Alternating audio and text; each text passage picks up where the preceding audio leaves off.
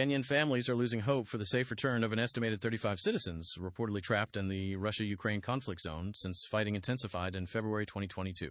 Despite repeated diplomatic appeals from Nairobi to both Moscow and Kyiv, efforts to secure their evacuation or release have yielded minimal success, leaving many in precarious conditions. The ongoing situation underscores the severe humanitarian challenges faced by foreign nationals caught in the protracted conflict, prompting renewed calls for international intervention to facilitate their safe passage home.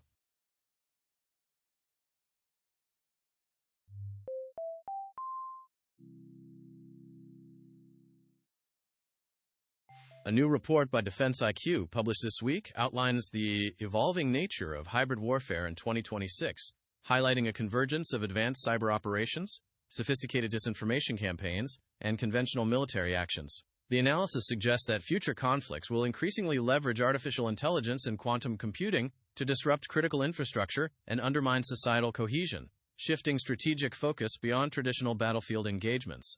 This redefinition compels global defense organizations to adapt their doctrines and investments to counter multifaceted threats that blur the lines between peace and war. Russian forces launched an intensified series of missile strikes across Ukraine between March 14th and 20th, 2026, targeting energy infrastructure in Kharkiv and residential areas in Odessa. Ukrainian officials reported at least 15 civilians killed and dozens injured during the week-long bombardment, which also caused significant power outages affecting over 200,000 households. The sustained offensive marks a renewed effort to degrade Ukraine's critical services and civilian morale, deepening the humanitarian crisis as the conflict enters its third year.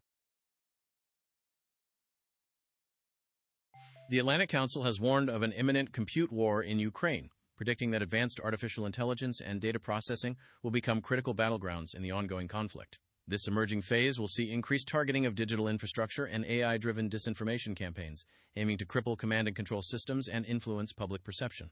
The analysis underscores a significant escalation in cyber warfare capabilities, demanding urgent defensive strategies to protect national digital sovereignty and critical data assets. The BBC has released a comprehensive interactive map detailing the latest shifts in territorial control across Ukraine, reflecting the dynamic front lines of the ongoing conflict with Russia as of early 2026. The visualization highlights significant Russian gains in the eastern Donbas region over the past 6 months, alongside persistent Ukrainian defensive efforts near Zaporizhia and Kherson. These cartographic updates provide crucial insights into the evolving strategic landscape and the immense human cost of the protracted war. Michigan's divided state government faces a critical legislative test this month as Republican Governor Gretchen Whitmer confronts a Democratic-controlled legislature over a proposed $80 billion state budget. Key disagreements center on funding for public education and infrastructure projects, with the two sides holding firm on spending priorities ahead of the November 2026 midterm elections. The impasse threatens to delay vital state services and underscores the challenges of bipartisan governance in a politically polarized environment. A recent investigation by the Fresno Bee has revealed that several Fresno city council members earn six-figure salaries, with at least 3 also maintaining significant private sector-side jobs, raising questions about potential conflicts of interest.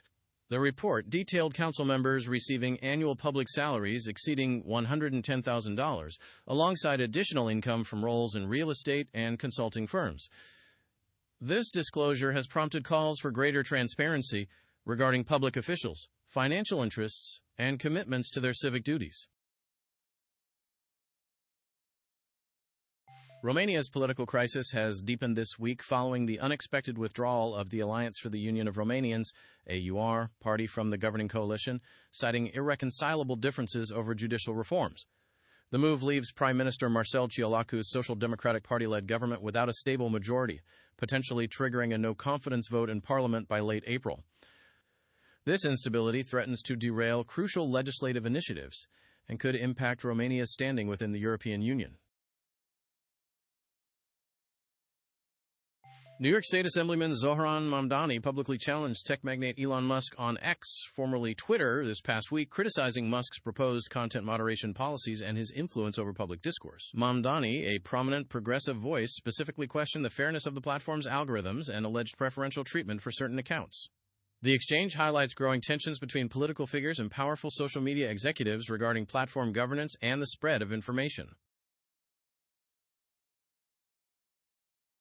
Stephen Guilbeault, Canada's Environment and Climate Change Minister, has reportedly resigned from the Liberal caucus this week, citing fundamental disagreements over the government's perceived dilution of its climate policy commitments. His departure comes amidst internal party debate regarding the pace of fossil fuel phase-out and the implementation of a national carbon tax, which Guilbeault has championed.